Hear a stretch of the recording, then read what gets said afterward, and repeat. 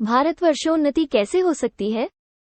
आज बड़े आनंद का दिन है कि छोटे से नगर बलिया में हम इतने मनुष्यों को एक बड़े उत्साह से एक स्थान पर देखते हैं।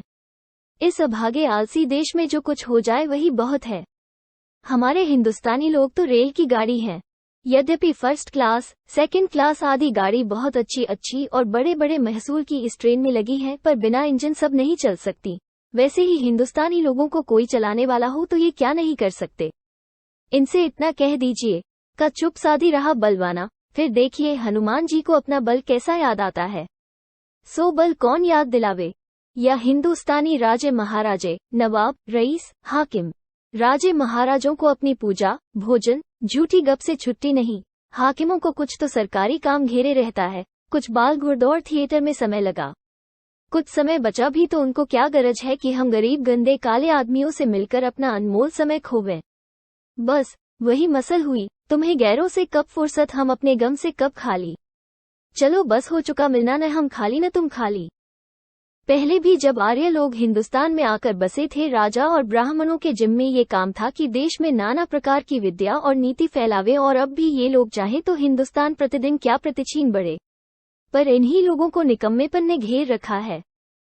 हम नहीं समझते कि इनको लाज भी क्यों नहीं आती कि उस समय में जबकि इनके पुरखों के पास कोई भी सामान नहीं था, तब उन लोगों ने जंगल में पत्ते और मिट्टी की कुटियों में बैठ करके बांस की नालियों से जो ताराग्रह आदि बे करके उनकी गति लिखी है, वो ऐसी ठीक है कि 16 लाख रुपए के लागत की विलायत में जो दूरबीन बनी है उनसे उन ग्रहों को बे करने में भी वही गति ठीक आती है। और जब आज इस काल में हम लोगों को अंग्रेजी विद्या के और जनता की उन्नति के लिए लाखों पुस्तकें और हजारों यंत्र तैयार हैं, तब हम लोग निरी चुंगी के कतवार फेंकने की गाड़ी बन रहे हैं।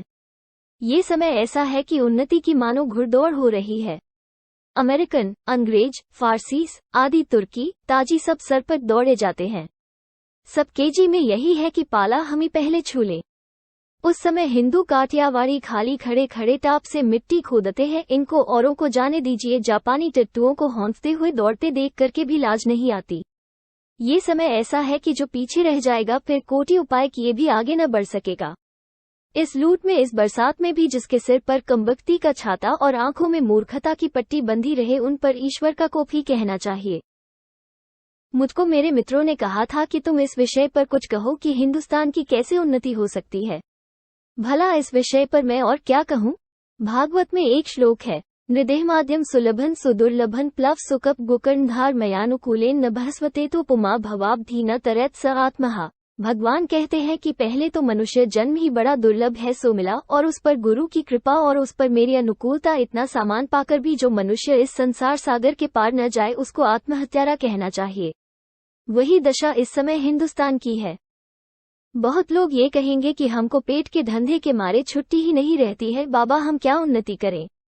तुम्हारा पेट भरा है, तुमको दूर की सूझती है। ये कहना उनकी बहुत बड़ी भूल है। इंग्लैंड का पेट भी कभी यूं ही खाली था। उसने एक हाथ से अपना पेट भरा, दूसरे हाथ से उन्नति के कांटों को साफ किया।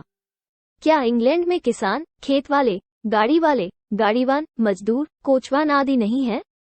किसी देश में भी सभी पेट भरे हुए नहीं होते, किंतु वे लोग जहाँ खेत जोते बोते हैं वहीं उसके साथ ये भी सोचते हैं कि ऐसी कौन नई कला या मसाला बनावे जिसमें इस खेत में आगे से दूना अन्न उपजे। विलायत में गाड़ी के कोचवान भी अखबार पढ़ते हैं। जब मालिक उतरकर किसी दोस्त के यहाँ गया, उसी समय कोचवान ने गद्दी के नीचे से अखबार निकाला। यहाँ उतनी देर कोचवान हुक्का पिएगा, वह गप करेगा। सो गप भी निकम्मी। वहाँ के लोग गप में ही देश के प्रबंध छांटते हैं।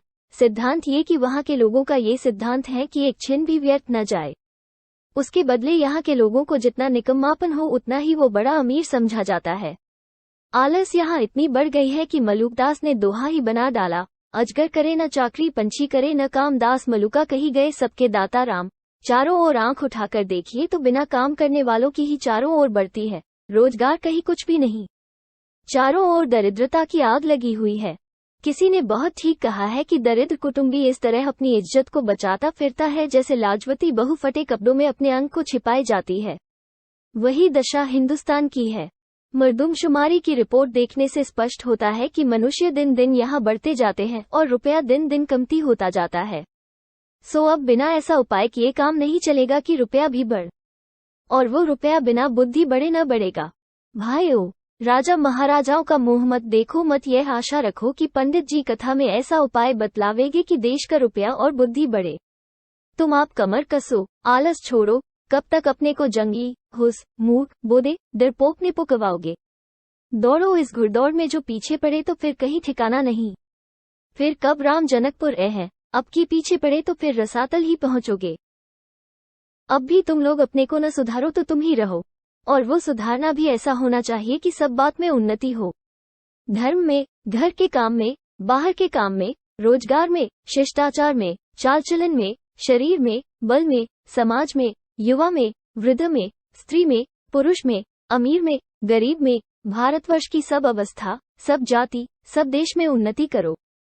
सब ऐसी बातों को छोड़ो जो तुम्हारे इस पथ के कंटक हों। चाहे तुम्हें लोग निकम्मा कहें या नंगा कहें, प्रस्तान कहें या भ्रष्ट कहें, तुम केवल अपने देश की दीन दशा को देखो और उनकी बात मत सुनो। अपमान न पुरस्कृत्य मान कृत्वा तो पृष्ठतः स्वकार्य साध्येत धीमान कार्य ध्वंसो ही मूर्खता। जो लोग अपने को देश हितैषी लगाते हों, वो अपने सुख को होम करके, अपने धन और मान का बलिदान करके कमर कस के उठो। देखा देखी थोड़े दिन में सब हो जाएगा। अपनी खराबियों के मूल कारणों को खोजो। कोई धर्म की आड़ में, कोई देश की चाल की आड़ में, कोई सुख की आड़ में छिपे हैं।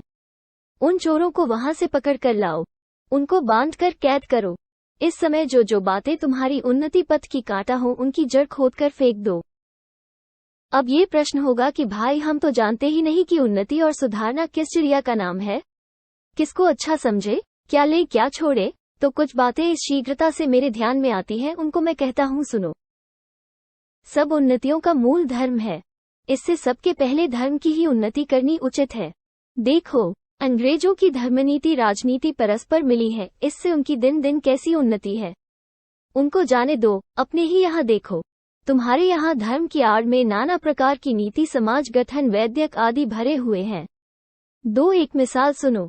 यही तुम्हारा बलिया का मेला, और यहाँ स्थान क्यों बनाया गया है जिसमें जो लोग कभी आपस में नहीं मिलते, 10-10, 5-5 कोस से वे लोग एक जगह एकत्र होकर आपस में मिलें, एक दूसरे का दुख सुख जाने।